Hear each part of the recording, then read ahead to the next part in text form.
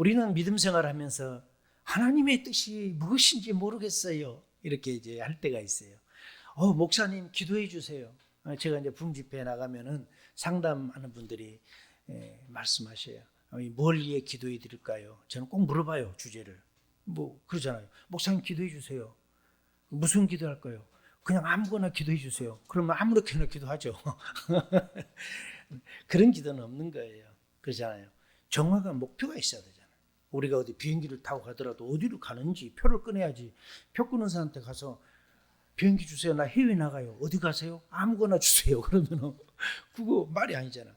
더더구나 우리가 하나님 앞에 기도를 하든 무엇을 하든 정확한 목표가 있어야 하는 거예요. 그걸 얘기를 해야 하는 거죠. 그래서 어떤 분들은 목사님 신령하시니까 말 안 해도 다 할 거야 막 이렇게 얘기해요. 이 세상에 하나님의 모든 것을 완벽하게 아는 사람은 없어요. 그래서 예수님에게 많은 제자들이 질문합니다. 당신은 하늘에서 내려오신 분이고 뭐든지 아신 분이라 어떻게 우리가 해야 합니까? 주님이 말씀하시기를 내가 너희들에게 말하고 내가 너희들에게 보여주고 나타내는 것은 내 아버지께서 나에게 말씀한 것만, 내 아버지께서 말씀하시기를 이것을 하라고 한 것만 나는 너희들에게 보여주고 말한다 그랬어요. 예수님마저도 성부 하나님의 권위와 모든 것을 존중하고 그거에 대해서 순종하는데 우리가 무엇이 간데 모든 것을 다 합니다. 나는 그런 사람들은 별로 신뢰 안 해요. 하나님이 우리에게 알려준 것 외에는 알 수 없는 거고, 하나님은 지정의를 갖고 계신 분이고 굉장히 인격적이신 분이에요. 어떤 분들은 기도한다고 그냥 막 남의 비밀, 험담 뭐 이런 걸 가지고 막 협박하더라고요. 그건 하나님이 주시는 영감이 아닙니다. 여러분이 자녀들하고 대화할 때 막 자녀들을 협박하나요? 조그만 아이들 성장하고 있는데 막, 물론 한국은 좀 유교적인 문화가 있기 때문에 자녀들을 어떻게 교육할 것인가, 무섭게 할 것인가, 회초리를 들어서 교육할 것인가. 그런데 우리가 전 세계적으로 보면은 한국의 교육 방법은 굉장히 스파르타적인 것이 강해요. 부모의 뜻이 많이 반영되고요. 실적으로 많은 대화와 창조적인 방법을 통해 공부한 사람들이 세계의 그런 모든 것을 이끌어가고 지도자가 되는 것을 보게 됩니다. 여기서 제가 지도자라는 것은 꼭 대통령을 얘기하는 게 아니라 의학이든 과학 분야든 사회적인 모든 분야에서 창조력을 띄어요. 세계적인 IT 기업들을 보면은 이렇게 책상에 앉아서 자기 오피스 딱 놓고 거기 앉아서 막 근무하고 막 이게 아니더라고요. 구글 같은 데만 보더라도 2층에서 내려올 때 엘리베이터로도 내려올 수 있고 에스컬레이터로 내려올 수 있고, 그건 더 재밌는 것은 뭐냐면은 이렇게 기둥같이 이 막대를 세워놓고 사람들이 거기 잡고 슉 이렇게 돌아서 내려오기도 하고, 아이들 그 미끄럼 타는 거 있죠. 이렇게는 그렇게도 내려오게 하고, 얼마나 자유스럽게 근무하면서 창조력을 가져와요. 그래서 세계를 이끌어가는 거예요. 여러분, 우리가 하나님을 섬긴다는 것은 하나님과 뜻을 맞춰가는 거지, 내 뜻을 하나님을 끌어와서 내 뜻에 맞추는 것이 신앙생활이라고 생각하면 안 돼요. 여러분, 우리 주님은 우리에게 말씀하셔요. 주의 성령이 내게 임하시면, 그러니까 크리스찬들은 모두가 성령과 함께 한다는 거예요. 성령이 너에게 임하시면 첫 번째 뭐냐? 가난한 사람들에게 복음을 전파해라. 그들에게 복음을 증거하기 위해서 내게 기름을 부으고 나를 보냈다 그랬어요. 여러분, 이 He has anointing me, 그분이 나에게 기름을 부었다는 거예요. 그런데 이것이 기름을 부어주고 그냥 이제 부을 거야가 아니에요. 영어로 보면 표현하면 유일이 아니에요. 벌써 부었다는 거예요. 우리가 하나님을 믿고 그분을 우리 구주로 섬기는 그 순간부터 하나님께서는 성령을 우리에게 선물로 오셨어요. 여러분, 우리의 신앙은 기름 부음으로 시작이 하는 거예요. 종교성으로만 가지고 있으니까 어떻게 해요? 남은 죽어도 자기들 종교가 있어야만 한다고 생각해요. 자기 종교 이기주의. 우리 기독교에서도 그런 부분이 나타나면 사람들에게 인정을 받지 못합니다. 우리가 복음을 전해야 할 대상은 믿는 사람, 잘 믿고 있는 사람들에게 복음을 전하는 것이 아니라 하나님을 알지 못하는 사람, 잃어버린 양들, 주가 누구인 줄도 모르는 사람들을 향해서 우리가 나가서 선교하고 전도하는 것이 해외 선교고, 국내 선교는 국내적으로도 우리 한국이든 미국이든 살고 있는 사람들이 주님을 믿지 아니하고 또 연약하고 신앙이 흔들리고 있는 사람들에게 예수 그리스도의 생명을 바로 전하는 것이 또한 전도입니다. 우리는 이 모든 것을 다 해야 하는 거예요. 여러분, 가난한 자는 경제적으로, 환경적으로, 이 물질적으로 가난하면 힘듭니다. 가난한 사람들은 어딘가 모르게 자신감이 없는 거예요. 너무 부모님이 멋지게 낳았고 멋지게 그렇게 부모는 희망을 갖고 있어도 재정적인 것이 없고 가난하면은 용기가 없고 어딘가 모르게 그냥 그렇단 말이에요. 그래서 이 사람들에게 그 뉴스는 뭐냐? 첫째, 갑자기 큰 뉴스가 뭐예요? 복권에 당첨되는 거. 와, 복권 당첨됐다. 그 뉴스겠죠. 왜? 돈이 들어온다는 거니까. 또 그 뉴스는 뭘까요? 갑자기 사람이 눈을 번쩍 뜨게 하는 뉴스. 생각지도 않는데. 그런데 우리는 작은 것에도 행복이 있잖아요. 남편 옷을 빨래하려고 주머니를 딛다 보니까 거기에서 5만 원짜리가 나오면 와, 이거 뭐야? 그래서 좀 더 기대를 하고 또 다른 옷도 주머니 다 딛어보죠. 그 작은 것, 소소한 것에도 기뻐요. 근데 이제 큰 것이 들어왔을 때는 더 기쁘겠죠. 재정적으로 기쁨을 주는 거. 그 뉴스겠죠. 두 번째로는 가난한 것의 의미는 뭐냐면 마음이 가난한 걸 얘기하는 거예요. 마음이 가난하다는 것은, 여기서 마음이 가난한 것은 첫 번째 재정은 없는 것을 얘기하는 거고, 이것은 뭐냐면은 하나님을 향해 가는 거예요.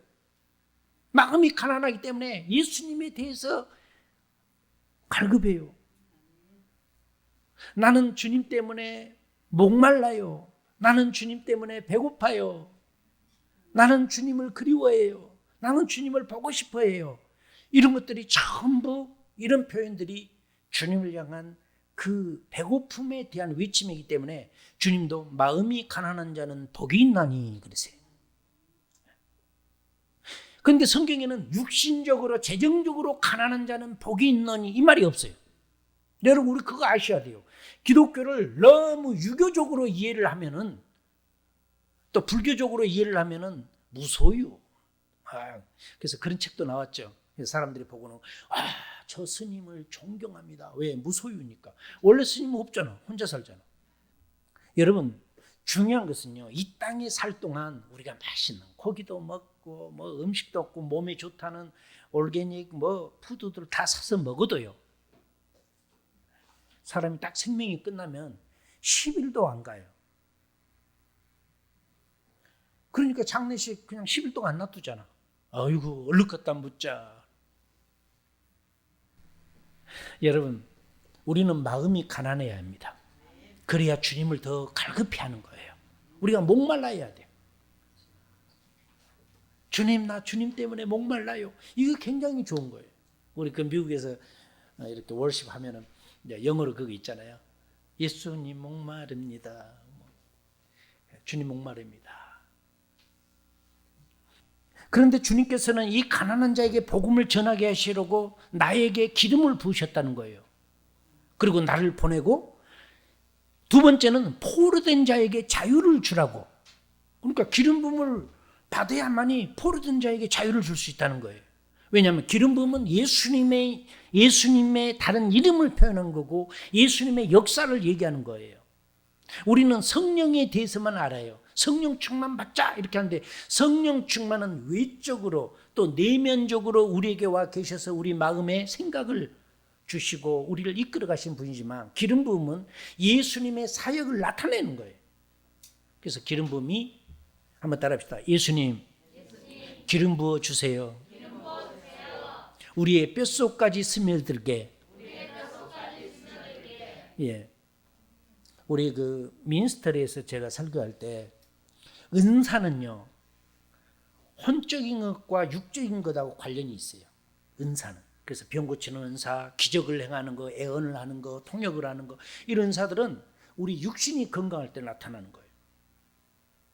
여러분 가운데서 은사가 그분이 막 어디 병원에 중환자실에서 산소기 꽂고 있는데 거기서 막 엄청난 기적과 이적을 행하고 막 사람을 살렸다는 말 들어봤어요? 없어요. 은사는 육체적인 것하고 관련이 있어요. 육신, 혼적인 것하고 거기에 기름을 부어주시고, 그렇기 때문에 육신이 건강해야 은사가 나타나는 거예요. 근데 놀라운 것은 뭐냐면 은사충만 받다 해서 인격이 변화된 것은 아니에요. 사람이 변화된 게 아니에요. 사람 잘 변하지 않습니다. 어떤 분들은 교회 출발하고 막 한 1년 다니고 나 엄청 변했다고, 그거 감사한 거예요. 변한 것은. 성령의 기름 부음을 주시는 것은 우리를 보내기 위해서예요. 그래서 포로된 자에게 자유를 주라는 거예요. 포로된 자. 그리고 눈먼 자에게 다시 보게 함을. 어떤 사람이 눈이 안 보이죠?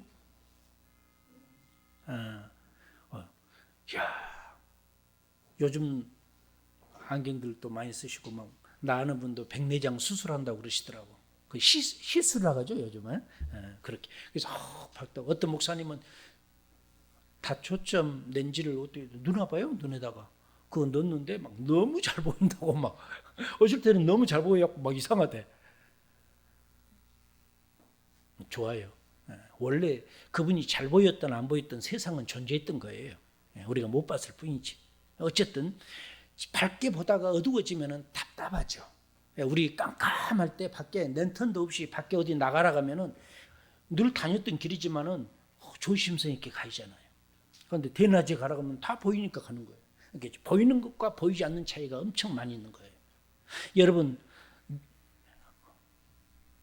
요한계시록에 보면은 눈이 병나 있을 때 안약을 사서 바르고 밝히 보라 그래요. 그러니까 눈병 났다는 거예요. 바울 사도도 우리 역사적으로 보면 눈이 별로 안 좋아가지고 늘 눈에서 이렇게 물이 흐르고 했다라고 얘기하죠. 그러니까 은사 있는 사람도 아플 수 있는 거예요.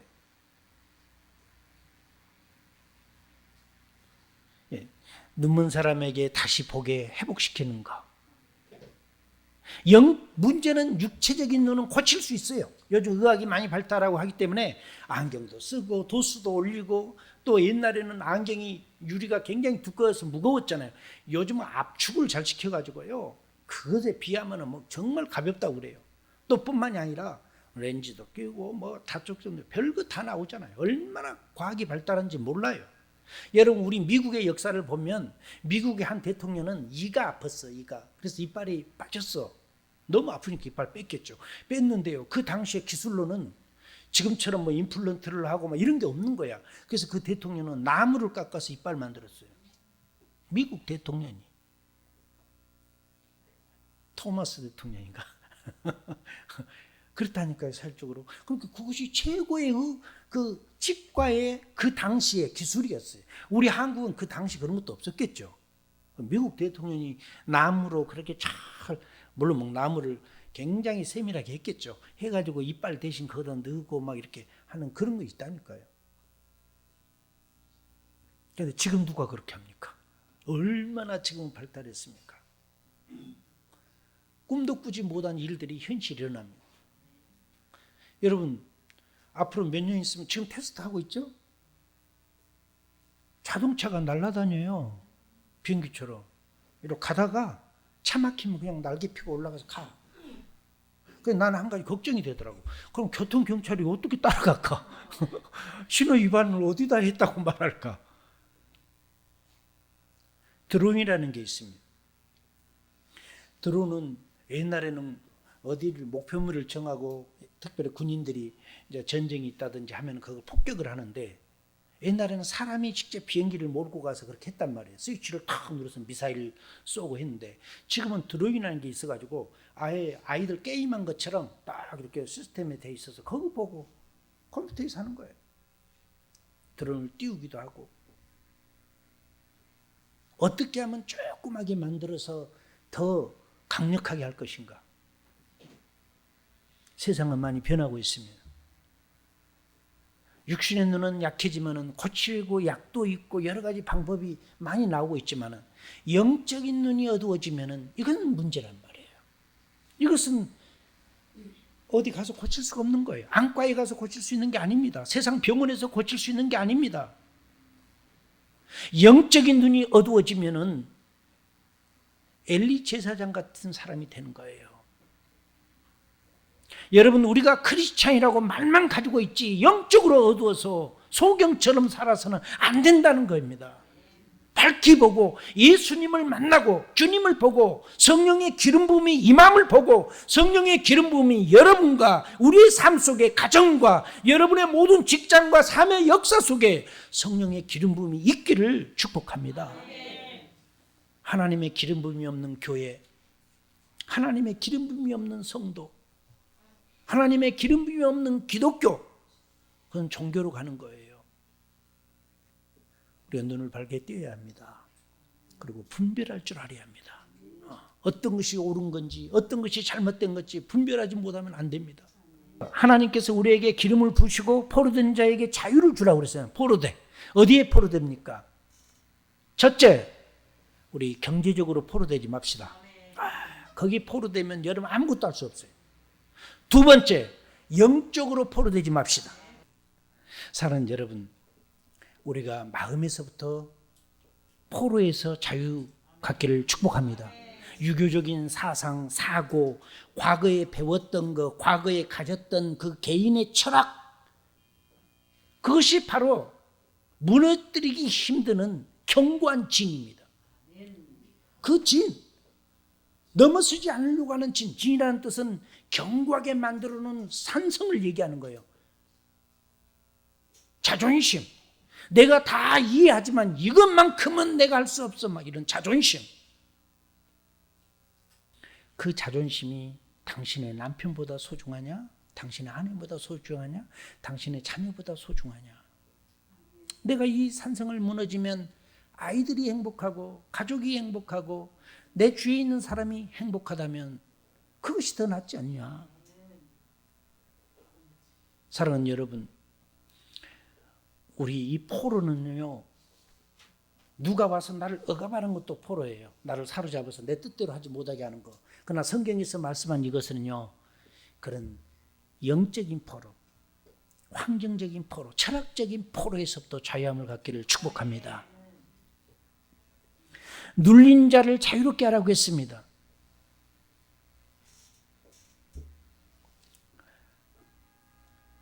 눌린 자를 도와주고가 아니에요. 자유롭게. 자유로워야 돼요. 눌리는 거. 여러분 눌리는 게 뭐죠? 이게 전부 주의 은혜의 해를 전파하게 하려 하심이라. 이 전파라는 것은 선포하다는 뜻이에요. 너는 자유되었다. 그래서 우리가 기도할 때에 따라서는 선포도 중요한 거예요. 특별히 우리 치유사역들 할 때 선포 많이 하잖아. 예수 이름으로 취함을 받았다. 받을지어다. 막 이런 선포. 사랑하는 성도 여러분, 예수님께서 이 땅에 오신 것은 우리에게 그런 은혜를 주기 위해서, 그런 축복을 주기 위해서 이 땅에 오신 줄 믿습니다. 눌려 있을 때 자유함을 주는 것이 상대에게는 굉장히 큰 축복입니다. 할렐루야.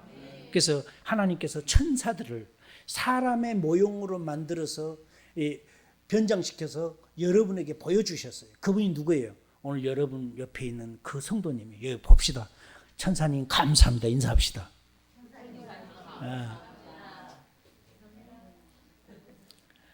천사라는 것을 우리가 생각할 때 뭐 아기 천사도 있고 막 여러 가지 생각을 그렇게만 생각하시는데 그건 그림이고, 실적으로 천사는 여러분 주위에서 사람의 모습으로 여러분을 돕는 자로서, 여러분을 위로하는 사람으로서, 여러분을 축복해주고 엔커리지 이루어질 수 있는 놀라운 축복의 사람으로 하나님이 세워준 줄 믿습니다. 그래서 아름답게 우리가 잘 인격적으로나 영적으로 세워져 가기를 주의 이름으로 축원합니다.